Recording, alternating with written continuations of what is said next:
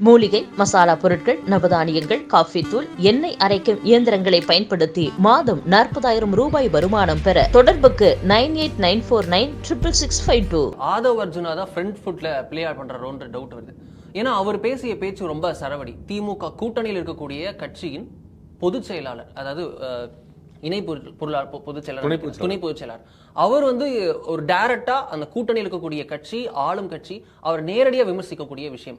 மன்னராட்சியை 2026 ஒழிப்போம், பிறப்பால் ஒரு முதல்வராவதை தடுப்போம் அப்படின்னு சொல்லிட்டு நேரடியா எதிர்த்த மறைமுகமா அவர் ஏன்னா அவர் திமுகங்கிற வார்த்தையை பயன்படுத்தலைங்கனால அது மறைமுகமாக தான் நம்ம திமுகங்கிற சொல்லியிருந்தாருன்னு பிறப்பினால யாரும் எதையும் அடைய முடியாதுன்னு நம்ம சொல்லும் போது பிறப்பினால ஒரு பதவியும் அடைய முடியாதுன்னு உறுதியா இருக்கணும். 2026 பிறப்பினாலே ஒரு பதவி அடைஞ்சலாம் அவர் தெளிவாக சொல்றாரு. அவர் திரு உதயநிதி ஸ்டாலின் தான் குறிவிக்கிறாரு. அவர் திமுக தான் குறிக்கிறார், எந்த சந்தேகம் இல்லை. ஆனால் மறைமுகமாங்கிறது தான் டெக்னிக்கல் டேம். அது நேரடியாக சொல்ல அவர் நாளைக்கு எங்கேயுமே நான் உதயநிதி ஸ்டாலின் சொல்லவே இல்லைன்னு சொல்லி ரொம்ப தெளிவாக சொல்லலாம். திமுக நான் குறிப்பிடவே இல்லைன்னு சொல்லி சொல்லலாம். அதுதான் திருமாவளவனுக்கு வைக்கப்பட்டிருக்கக்கூடிய ஒரு ஸ்பேஸ், ஒரு சின்ன கேப். அவர் நாளைக்கு எல்லாருமே என்னென்ன நம்ம ஆள் இப்படி சொல்லிட்டாரு அப்படின்னா அவர் திமுக குறிப்பிட்டேன்னு சொல்லலையே அப்படின்னு ஒரு ஸ்பேஸ் கிடைக்கணும்ல.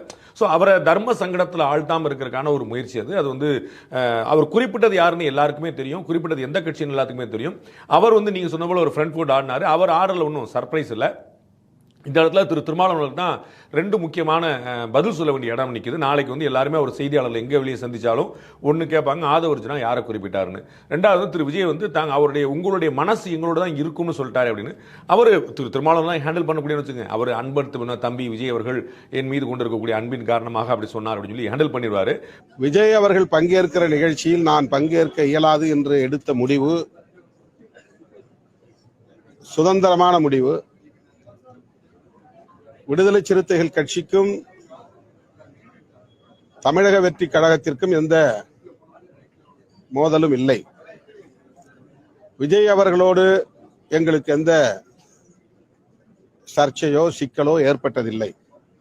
ஆனால் அவரோடு நாங்கள் ஒரே மேடையில் ஒரு நிகழ்விலே பங்கேற்கிற போது எங்களுடைய கொள்கை பகைவர்கள், எமது வளர்ச்சியை விரும்பாதவர்கள், எங்களை வீழ்த்த வேண்டும் என்று கருதக்கூடியவர்கள் அதை ஒரு வாய்ப்பாக பயன்படுத்தி எங்களுக்கு எதிராக